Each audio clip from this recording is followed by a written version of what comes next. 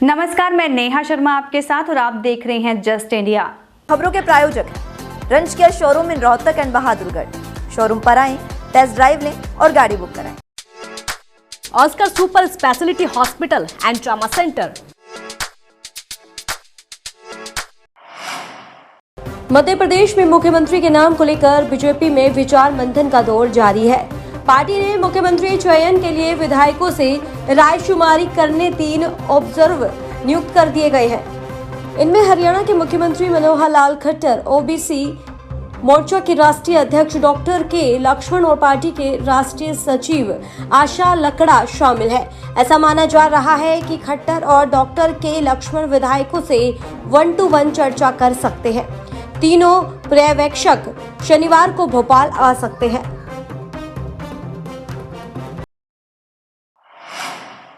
कांग्रेस हर बार चुनाव हारने के बाद ईवीएम को कोसती है, जबकि मध्य प्रदेश में रणदीप सुरजेवाला, छत्तीसगढ़ में कुमारी शैलजा और राजस्थान में पूर्व मुख्यमंत्री भूपेंद्र सिंह हुड्डा जैसे दिग्गज नेता ऑब्जर्व रहे हैं। उसके बाद भी करारी हार मिली है। लोक संपर्क और परिवेदना समिति की बैठक में अध्यक्षता के दौरान उप मुख्यमंत्री दुष्यंत चौटाला ने मीडिया के समक्ष यह बात कही। जननायक जनता पार्टी को राजस्थान में हार मिलने पर बोले कि उनका राजस्थान में पहला चुनाव था। 20 साल बाद उन्होंने वहां पर सीकर जिले में 6 सीट पर चुनाव लड़ा था। अभी तो सिर्फ बीज बोया है, तभी तो वह वृक्ष बनेगा। हालांकि 25,000 वोट लेकर जजपा तीसरे स्थान पर रही है। जननायक जनता पार्टी का पहला चुनाव, 20 साल बाद हम वहाँ गए। एक बीज लगाएंगे तभी जाके तो वो पेड़ का रूप लेगा। आज हमने शुरुआत करी है। सीकर जिले के अंदर हम 8 में से सीकर लोकसभा की 6 सीटों पर चुनाव लड़े। एक में हमें अच्छे 25,000 वोट भी आए, थर्ड आए। और मैं मानता हूँ कि एक शुरुआत है। चौधरी देवीलाल जी साल पहले गए थे, हम तो 2 महीने पहले गए। और अभी कौन सा राजस्थान जाना छोड़ रहे हैं। तो आगे की कार्रवाई निरंतर करेंगे। आज 13 जिलों में हमारे पास जिला अध्यक्ष तो बनाने लायक लोग हो गए। हम कोई कांग्रेस की तरह 125 साल पुराना संगठन तो नहीं। और मैं एक चीज़ फैक्चुअली बता सकता हूँ, हरियाणा के 3 दिग्गज तीनों स्टेट में प्रभारी थे। भूपेंद्र सिंह हुड्डा ऑब्जर्वर थे राजस्थान के, रणदीप सुरजेवाला मध्य प्रदेश के और कुमारी शैलजा छत्तीसगढ़ की। तीनों में कांग्रेस का क्या रिजल्ट है? तीनों में कांग्रेस हारी है। मुझे लगता है कांग्रेस को इन तीनों के नेतृत्व को भी रीथिंक करना है। रोहतक स्थित नगर निगम के कार्यालय में शुक्रवार को सीएम फ्लाइंग ने रेड की। इस दौरान नगर निगम में हड़कंप मच गया। वहीं सीएम फ्लाइंग ने नगर निगम के रिकॉर्ड को खंगाला। इस दौरान शहर की सफाई के लिए दिए गए टेंडर की वास्तविकता की भी जांच की गई, ताकि पता लग सके कि सफाई टेंडर में कोई घोटाला तो नहीं हुआ। पिछले दिनों से सीएम फ्लाइंग द्वारा रेड मारकर विभागों की जांच की जा रही है, ताकि लोगों को जो सुविधाएं मिल रही है उनका वास्तविकता का पता लगा सके।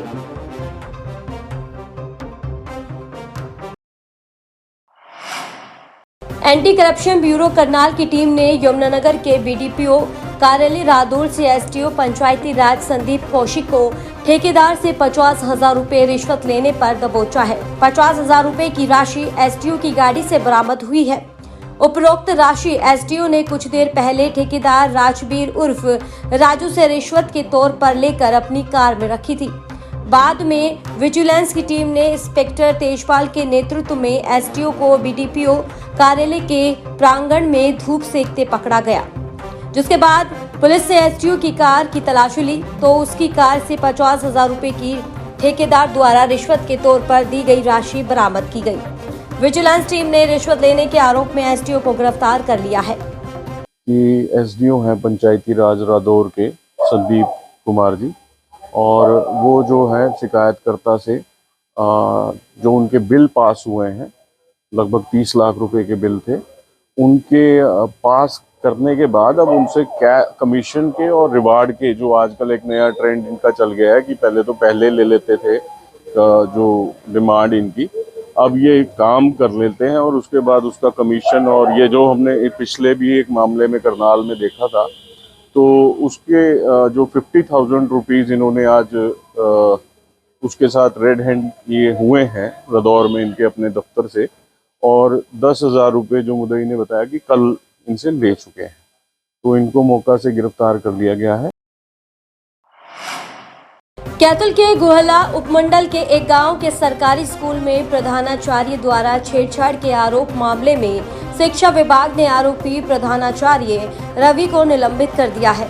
इस मामले में शिक्षा विभाग ने आरोपी प्रधानाचार्य रवि को निलंबित करने के आदेश जारी किए हैं।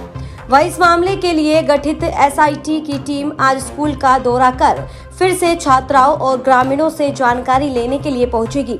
गोहला उपमंडल और सिवन थाना क्षेत्र में गांव के सरकारी स्कूल में छात्राओं ने प्रधानाचार्य से छेड़छाड़ और उससे अश्लील हरकत करने का आरोप लगाया था। इस मामले में छात्राओं और अन्य ग्रामीणों ने कोई कार्रवाई न होने पर प्रदर्शन भी किया और इस मामले में राज्य महिला आयोग की अध्यक्ष रेणु भाटिया ने भी हस्तक्षेप किया और आरोपी की जल्द ही गिरफ्तारी करने को लेकर पुलिस अधीक्षक को निर्देश दिए थे। इसके बाद पुलिस ने गत वीरवार को 24 घंटे में ही आरोपी प्रधानाचार्य को गिरफ्तार कर लिया था। हमारे पास प्रिंसिपल के ऊपर लगाए गए हैं, लेकिन बाद में शायद 164 के स्टेटमेंट में कुछ और भी नाम आए, तो उस हिसाब से जिनके ऊपर जिनके अगेंस्ट एविडेंस आएंगे उस हिसाब से। हरियाणा में लगातार बढ़ रहा महिलाओं के प्रति अपराध चिंता का विषय बनता जा रहा है। जिले के पोश इलाके मॉडल टाउन से बेखौफ अपराधियों ने एक 17 वर्षीय किशोरी का फिल्मी स्टाइल में अपहरण कर लिया। इस दौरान युवती के अपहरण का विरोध करने पर आरोपियों ने उसके माता पिता को तलवार से घायल कर दिया, जिसके बाद अपहरण की वारदात आरोपी अंजाम देने में सफल हो गए। अपहरणकर्ताओं ने अपहत किशोरी को एक ब्लैक कलर की स्कॉर्पियो में लेकर मौके से फरार हो गए। पुलिस अधिकारी का कहना है कि उनके पास 17 वर्षीय युवती के किडनैपिंग की सूचना मिली थी। उन्होंने बताया ये भी है कि युवती के माता पिता को चोट मारकर घायल किया गया है। मौके से एक तलवार और डंडा भी बरामद हुआ है। उन्होंने बताया है कि सैलून संचालक को पुलिस ने अपनी हिरासत में लेकर पूछताछ शुरू कर दी। मामला संज्ञान में है। एक 17 साल की लड़की है, स्वामी विवेकानंद स्कूल में पढ़ती है। उसको कोई अली नाम का लड़का है, वो स्कॉर्पियो है, वाइट कलर की बता रहे हैं। नंबर अभी कन्फर्म हुआ नहीं, पता कर रहे हैं, सीसीटीवी फुटेज देख रहे हैं। हाँ, उसको ले भी गए हैं। उसके फादर को, लड़की के और मदर को भी बताया रहे हैं चोट मारी। 2 तलवारें, एक तलवार मिली है, एक डंडा मिला है। बता रहे हैं अभी यहाँ वो लड़का आता है उनके पास। उन लड़कों को थाने में ले गए हैं पूछताछ के लिए। हाँ, हाथ पे चोट लगी है लड़की के फादर को। राजेश नाम है उनका, और लालपुरी के रहने वाले हैं। कितने युवक थे सर टोटल किडनैपिंग में? वो तो एक ही बता रहे हैं, यहाँ कह रहे हैं वही 7-8 लड़के बता रहे हैं। हरियाणा के पानीपत मॉडल टाउन में स्थित 70 फीट ऊंची पानी की टंकी पर चढ़ी एक युवती ने सुसाइड करने की कोशिश की। उसने चढ़ते ही एक ड्रामेटिक घटना की रचना की, जिसमें वह शोले फिल्म की तरह कूदकर आत्महत्या करने के लिए कहा। जब लोगों ने इसे देखा तो युवती को समझाने की कोशिश की गई, जिसके तुरंत पुलिस को सूचित किया गया और मौके पर पहुंची पुलिस ने उसके परिजनों को भी सूचित किया और युवती को समझाने की कोशिश की। इसके बाद युवती को टंकी से नीचे उतारा गया।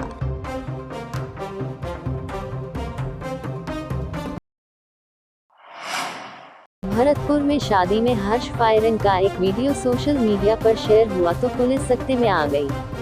ये फायरिंग दुल्हन ने कार के सनरूफ से निकलकर की थी। दरअसल दुल्हन ने स्टेज पर एंट्री के लिए फायरिंग का प्लान बनाया। काफी मशक्कत के बाद भी गोली नहीं चली तो चचेरे भाई ने हाथ पकड़कर फायर करवाया। इस दौरान दूसरे भाई ने 2 राउंड फायर कर डाले।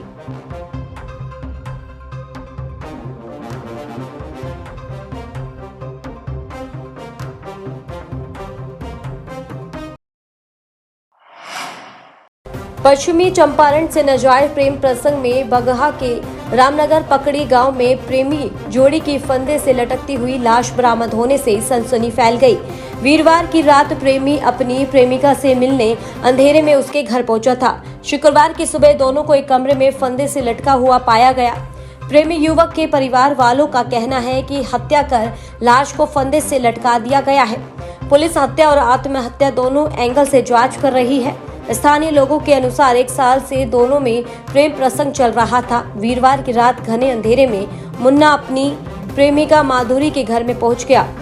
परिजनों ने उसे आते देख लिया था। स्थानीय लोगों ने रात में दोनों को एक ही कमरे में बंद कर दिया। इस बीच मुन्ना के परिजन भी हल्ला होने पर पहुंच गए। गुरुवार की सुबह बंद कमरे को खोला गया तो दोनों को फांसी के फंदे से लटका हुआ पाया गया।